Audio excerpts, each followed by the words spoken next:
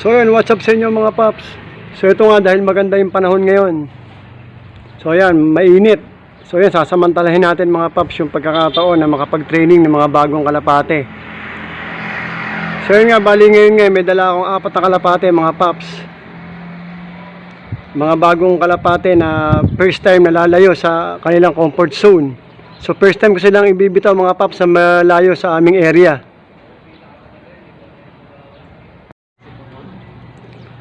So ito nga mga paps, yung mga kalapating sinasabi ko sa inyong first time na ibibitaw. So 4 na kalapate ito mga paps.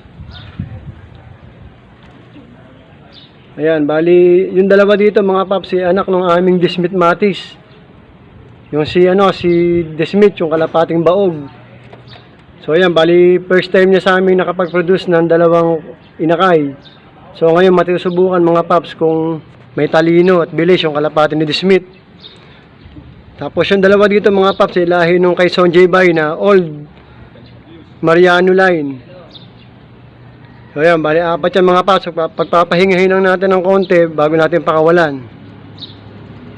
Iisa-isahin natin mga paps. Medyo nasa tamang edad na rin. Kaya isa-isahin natin para malaman natin kung sino talaga yung malakas yung homing instinct sa kanila.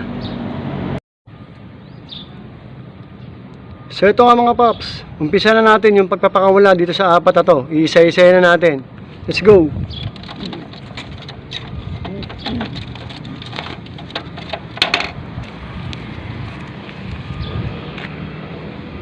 Ito yung una mga paps, lahi nung kay Sonjay Bay.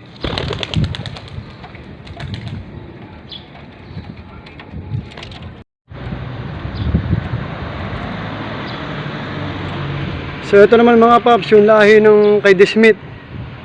Ayan, pearl eye pa yung mata nyo.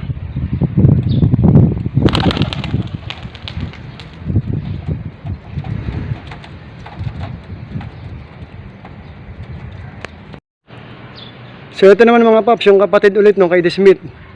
Ito yung pangatlong ibon na papakawalan natin. Ayan siya mga paps.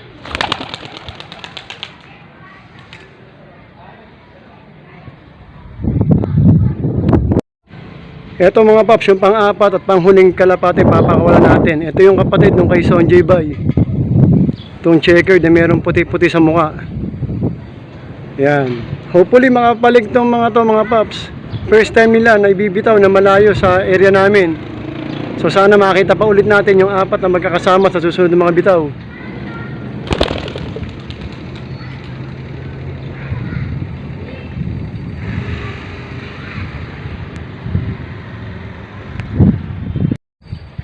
So yun nga mga paps, wala ng kalapati dito sa area. So malamang naghahanap na yung 4 na yun ng way pa uwi sa aming loft. Hopefully makita nila yung kulungan nila mga paps at makabalik sila ulit sa amin. So yun, dito ko na tatapusin tong video na to mga paps. Shoutout ulit sa aming mga solid na team Papsi, sa mga bago sumusuporta sa Mamsi Papsi Official. Sa aking mga kalapatid, happy flying, good luck sa karerang paparating. God bless sa ating lahat.